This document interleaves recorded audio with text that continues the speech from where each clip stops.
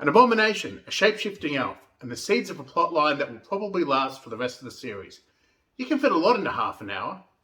G'day, welcome to the Nerdy Dad channel, and my review of the third episode of She-Hulk, The People vs. Emil Blonsky, directed by Kat Coiro.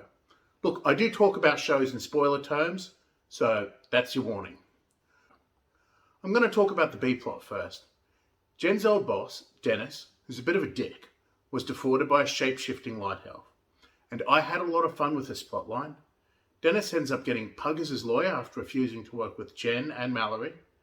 And Pug's really starting to grow on me after this episode. The light elf, Rune, makes most of the characters look like fools. She imitates Dennis, she imitates Pug, she even imitates the judge in the case. Look, it wouldn't be fun to deal with her in real life, but I did have a lot of fun watching her antics on the show. I also enjoyed how Jen got to tear her old boss a new one while helping him. I get the feeling that she enjoyed that a lot. And not knowing who Megan Thee Stallion was didn't make the plotline work any less for me. Yes, when I heard that she was going to be on the show, I had to look up who she was. Look, my musical tastes include Tool, The Offspring, and a bunch of movie soundtracks. So where not having an affinity for Megan Thee Stallion probably did impact my viewing was the post-credits scene. In my opinion, it was meh. But then again, so was last week's for me. Look, these post-credit scenes, they don't hurt the episode, they don't hinder my enjoyment. They just don't seem to enhance the episode for me either. And that's fine. The main plot of the episode continues on from last week. Jen has agreed to represent Emil Blonsky, aka the Abomination, in his parole hearing. Of course, at the end of last episode, we get that bombshell film clip of Abomination in a cage match, which is an alternate view of what we saw in Shang-Chi. And this is clearly going to have an impact on his parole. Blonsky explains to Jen that Wong broke him out against his will. And then, as Jen is driving away from the prison, we get what is, in my opinion, the funniest fourth wall break yet.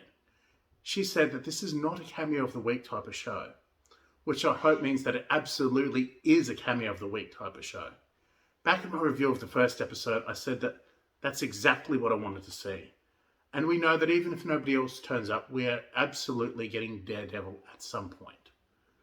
When Wong first rocks up, Jen is in the room with her boss and former boss at the start of the Dennis fraud plotline.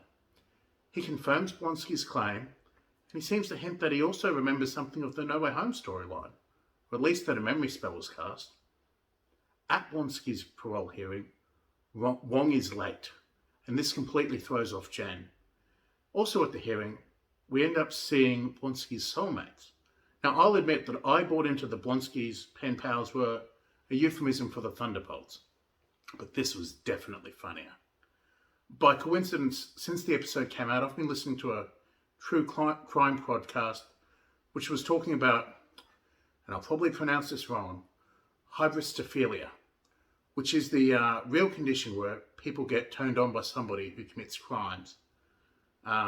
Think Harley Quinn.